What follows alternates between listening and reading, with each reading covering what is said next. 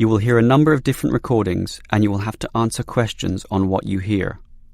There will be time for you to read the instructions and questions and you will have a chance to check your work. All the recordings will be played once only. The test is in 4 sections. At the end of the test, you will be given 10 minutes to transfer your answers to an answer sheet. Now turn to Section 1. Section 1.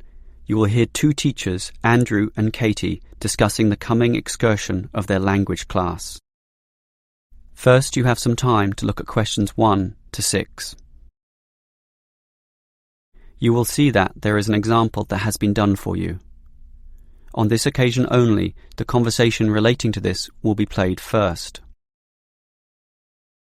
Well, we have this school excursion plan, but when exactly is it? Is it this Tuesday or Wednesday? Well, it can't be Tuesday with the English tests taking place. Ah, right, not Tuesday but Wednesday. That's right, all day Wednesday, taking a bus outside the city. The excursion is on Wednesday, so Wednesday has been written in the space. Now we shall begin.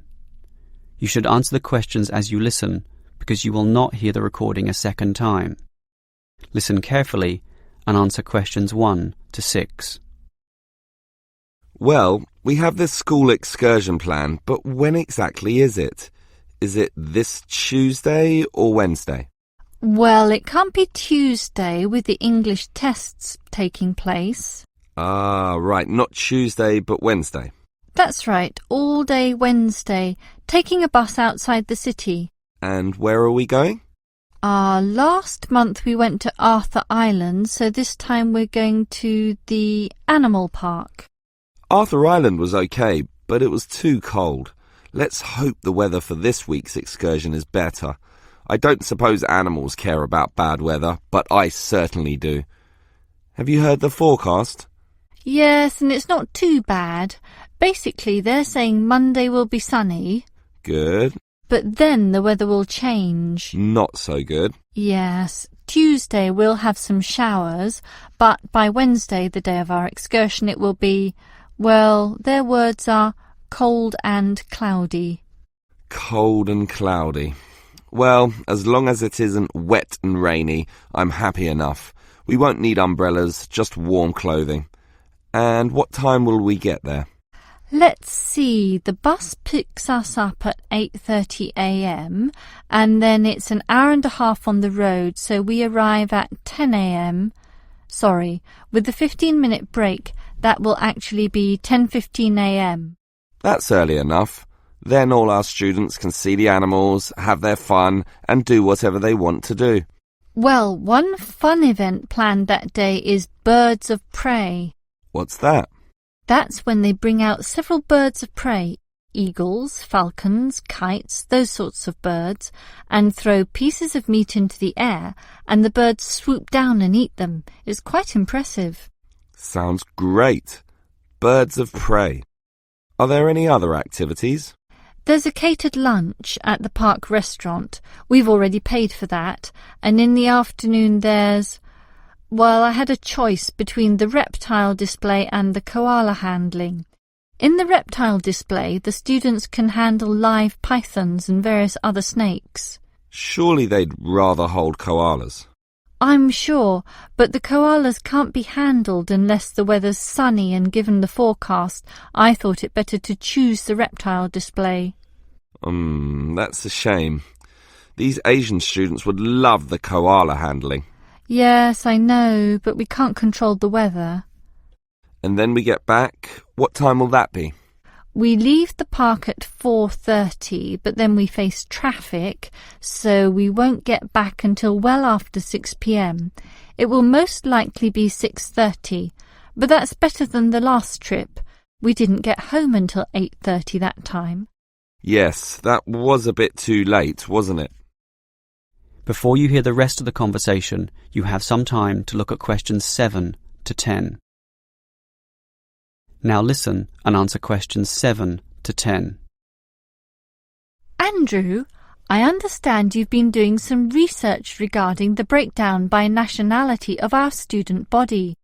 That must have produced some interesting results. You're right. I got some statistics from head office. I would imagine that most of our students are either Japanese or Chinese. You imagine right. But it's the Chinese who constitute the majority, but only just. I had thought Koreans might be second, but it's actually the Japanese, quite close behind. It's somewhat surprising, but obviously all those study tours that our university markets in Japan are bringing in students. What's the breakdown exactly? Japanese are a quarter of the whole, which is considerable.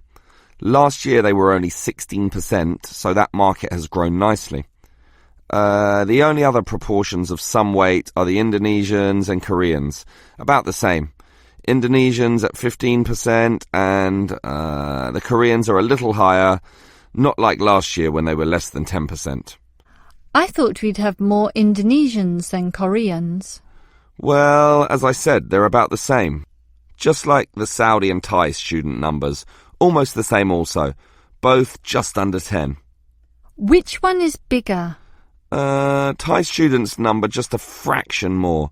As for the other nationalities, collectively they're only 3%, so it wasn't worth giving each of them a separate category. I just grouped them under other. That's Vietnamese, South American, a couple of Russians, and so on.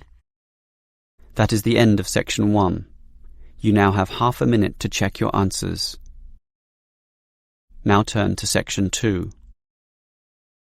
Section 2.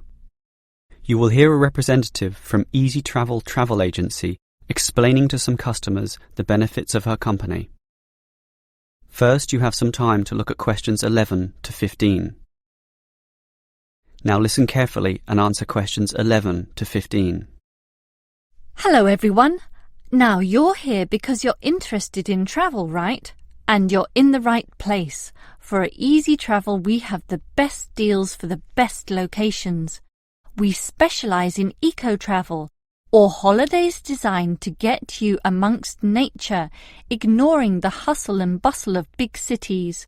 So whether you want to hike in Nepal, as many people do, or follow some jungle paths in the rainforests of Queensland, we can give you the best deal. If you look at our office here, you'll see our overseas consultants. That's for trips overseas, obviously, to Europe, to North America, but primarily for the Asian market, which is generally more popular in this part of the world. Most people like that touch of the Orient, right?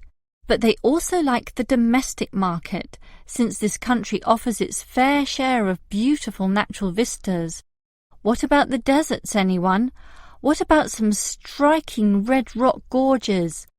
Then talk to our domestic consultants, who can arrange anything you want. But they deal with the accounts in the morning, so you'll need to talk to them in the afternoon. And remember, our office doesn't open at night, sorry to say. Now, around the outskirts and outer regions of this city, there are many beautiful places that you might not be aware of, and the advantages of these regional locations are many. Mostly by being closer, some of them can be done in a day tour. Yes, it's fast and convenient with none of those long-haul bus trips which often leave you cramped and uncomfortable and stuffing heavy suitcases into luggage racks. But I should tell you about our buses, those that are needed for the somewhat more distant holiday destinations. They definitely do not suffer from those problems I just mentioned.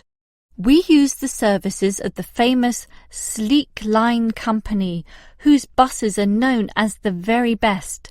Yes, they are big, yes, they are comfortable, but what makes them especially different is the personal attendant who accompanies the driver, ready and willing to serve you and ensure that your trip is the very best. So whether it's overseas or local, we can certainly give you what you want. Now, do you have any questions? Before you hear the rest of the talk, you have some time to look at questions 16 to 20. Now listen and answer questions 16 to 20. Right, let me orient you to our main Easy Travel office here. On this table right beside us are travel magazines for you to browse through, and on the wall next to that are many more for all parts of the world. Our 4 travel consultants sit over there on the other side of that long counter. That's right, 4 of them, side by side, all serving various regions. Now, let me tell you their specific functions. Firstly, the consultant on the left, next to the plant, is the local tours consultant, serving tours in the immediate vicinity of this city. Next to her is what we call regional tours, targeting the statewide options. Next to her is the interstate tours, and that can involve either buses or planes. In the former case, utilising the Sleek Line bus service, as you know.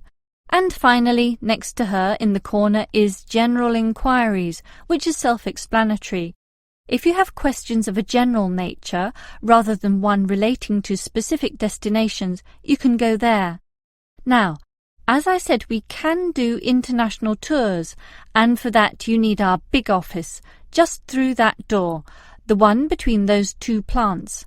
However, if your international tour is in the Asian region, which is generally our most popular option, then we deal with that in a separate room, the one opposite international tours, but not the corner one.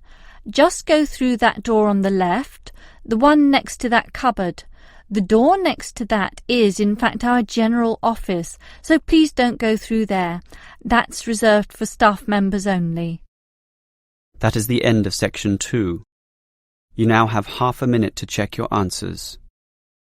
Now turn to section 3. Section 3.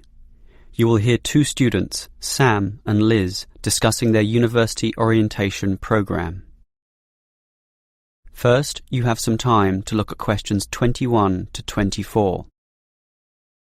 Now listen carefully and answer questions 21 to 24. Hi Liz, how do you feel about starting university here? A little bit nervous, but I'm confident I can handle it. This orientation program seems like it will help us a lot. Sure. I'm looking at the timetable here myself. It seems that there are choices available. I can see.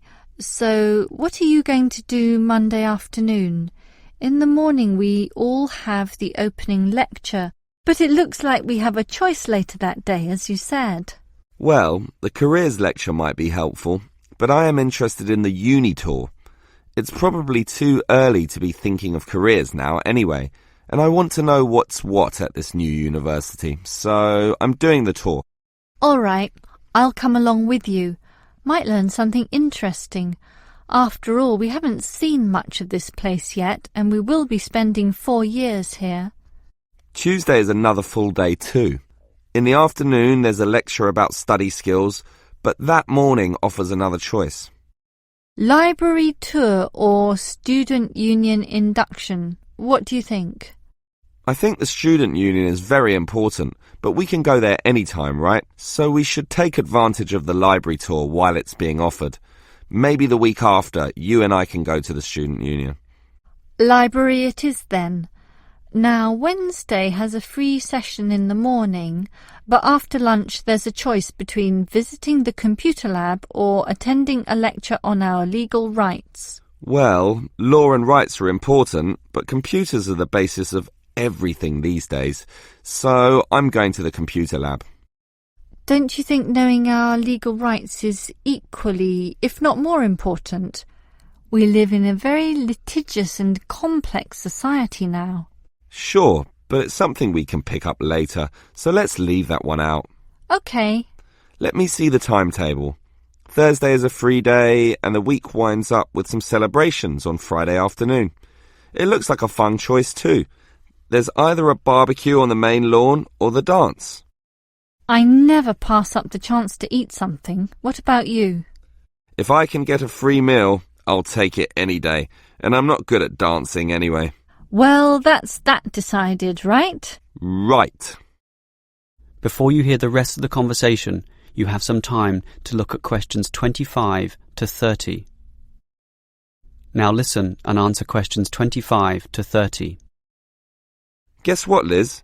There's another interesting thing in this orientation booklet, and it looks important, about a style guide.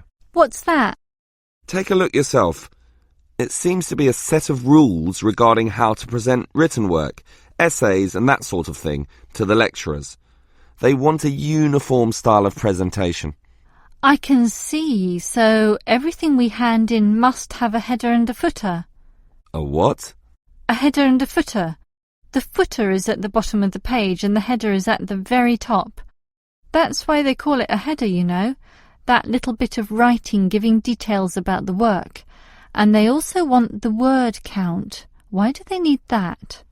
I guess because the lecturers will specify the number of words they want for their assignment, and they want to be sure students follow this. And even the heading on the page has to be a specific dimension, 16 points and bold print and underlined. And subheadings are 14 points, and the font has to be Arial for everything. Yes, the main text is Arial too, as you said, and the size is 12 points, with the header and footer being slightly smaller at 10 points each. Well, it seems logical.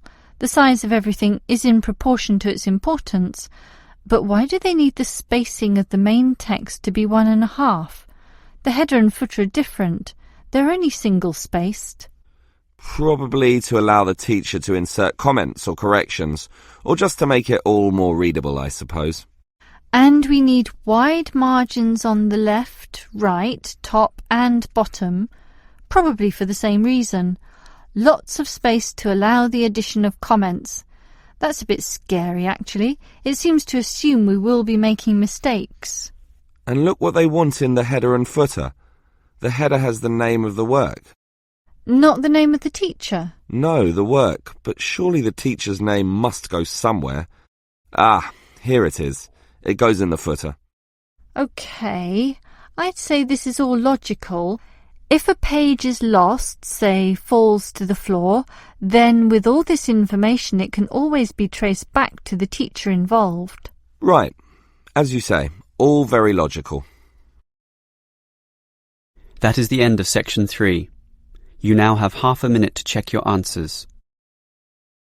Now turn to section 4. Section 4. You will hear a lecturer discussing public parks. First, you have some time to look at questions 31 to 34. Now listen carefully and answer questions 31 to 34.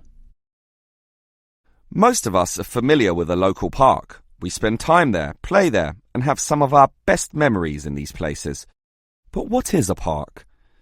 Basically, it can be defined as a natural, or at least semi-natural, piece of land, planted with a variety of trees, bushes and flowers, protected and reserved for the enjoyment of all citizens.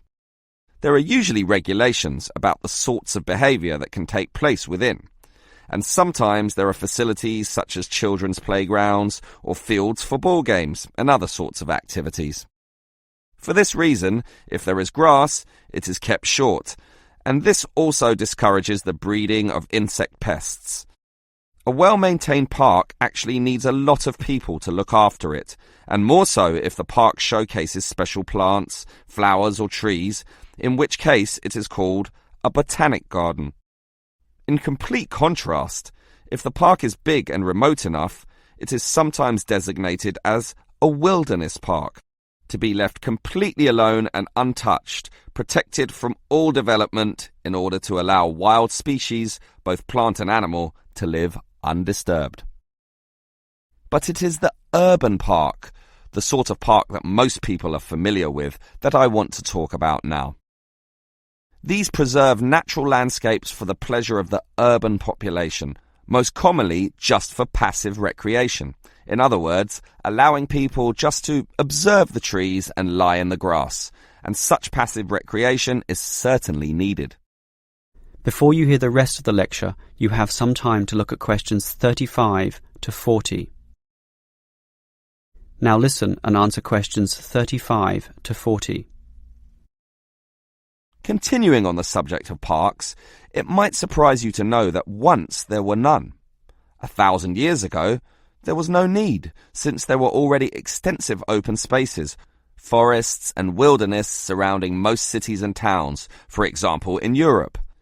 These dark, dank forests were large and even dangerous, full of wild animals and with the potentially fatal result of getting lost.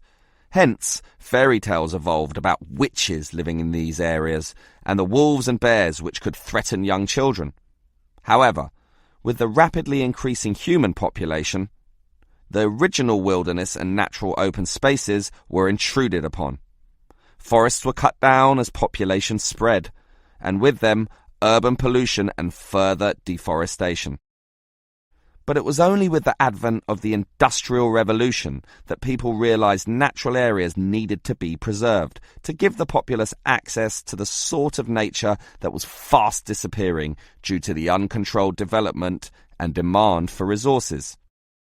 The first park expressly designed for that purpose is usually considered to be Prince's Park in Liverpool. This was in 1841 on land donated to the public by a rich iron merchant. With such a generous donation, worth about £50,000, the council decided to invest £5,000 of its own money in making it look good. Consequently, they hired a landscape designer, Joseph Paxton, who designed twisting turning pathways among shade-giving trees, all based around a central lake. In many ways, it became the prototype for all later large parks, including the famous Central Park in New York. But if we were to pick the park that most people are familiar with, it would be the much smaller neighborhood park. These can be tiny, but by being in the midst of extensive development and dense populations, they are increasingly seen as a refuge where one can get a glimpse of true nature. Many psychologists now maintain that this glimpse is necessary, for ultimately, as a species, we have an innate affinity for nature, and the concrete urban zoo clashes with our inner being. This has seen a rejuvenation of many urban parks that were once left to decay, for example, in New York or London, and indeed some cities such as Melbourne are known all over the world for their abundance of carefully maintained parks, including a world-famous botanic garden. That is the end of section 4. You now have half a minute to check your answers. That is the end of the listening test.